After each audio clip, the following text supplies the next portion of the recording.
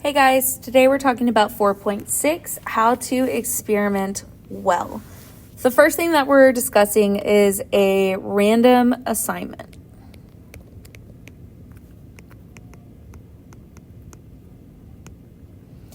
Now, in a random assignment, this is when treatments are assigned to an experimental unit, or experimental units are assigned to treatments using a chance process. The first example that we're going to be looking at for random assignments is this teacher whose name is Mr. Lacow. His class is 20 students who volunteer to participate in a caffeine experiment. Describe how you would randomly assign 10 students to each treatment. So those treatments are going to be, so one group will get a placebo. Let's call that decaf. We don't want to tell them that they're drinking decaf, but that's all right. And the other group is going to be the treatment group, and they're going to be given caffeine. I'm going to put CAF. Okay, so we're going to discuss two different ways in which he could design this experiment, or not design this experiment, but two different ways that he could randomly assign the students to their treatment, either their active treatment or their inactive treatment.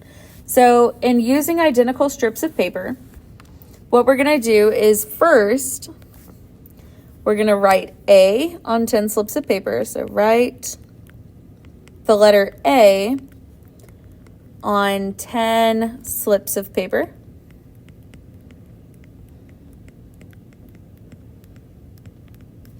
And I'm going to write B on 10 other slips of paper.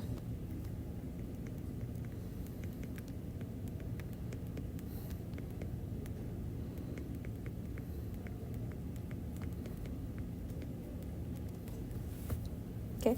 The next thing that we're going to do is we're going to shuffle the papers, mix them up.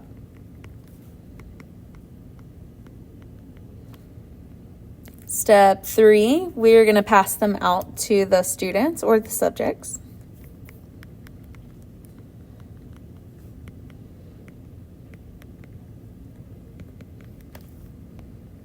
And not last, just kidding. Step 4 is to assign students with an A to one group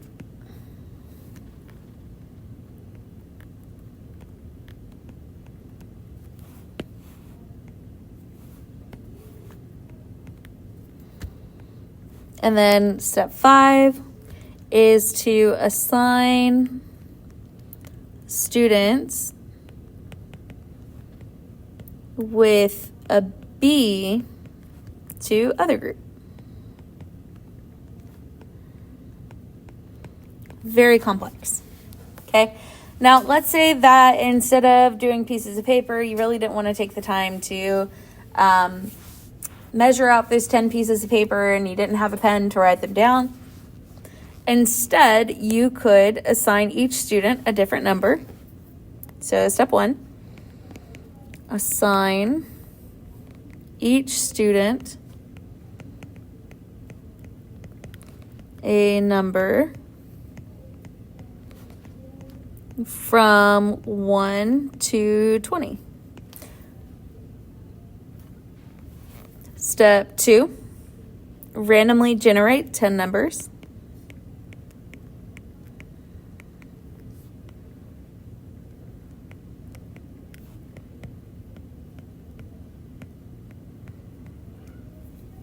From 1 to 100, or sorry, just kidding, not 1 to 100, from 1 to 20. Step 3, these students whose number were selected will be assigned a treatment or the placebo, depending on how you want your study to be, either single or double blind. You don't have to tell them. Or an open study.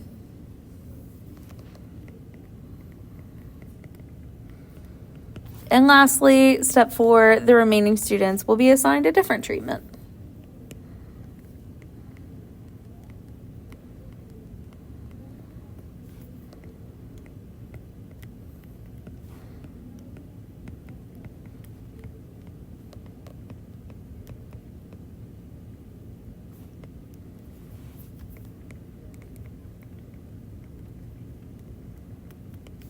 These students will likely be your control group.